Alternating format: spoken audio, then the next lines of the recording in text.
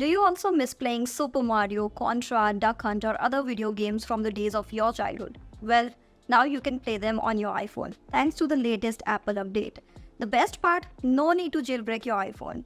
To get started, head over to the App Store and download the Delta app on your iPhone. It's an emulator that allows you to play those old school games. To play games on the Delta emulator app, you need to download game files called ROMs.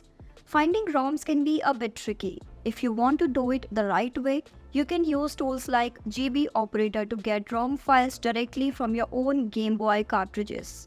But if you don't have the physical games, you can download ROM files of the games you want to play from Safari browser. Once you have legally downloaded your ROM files, it will be saved in your Files app. Now open the Delta app, tap on the plus icon at the top right corner of the screen, tap on Files and select the ROM file and tap on Open. And the game will show up on the app's home screen.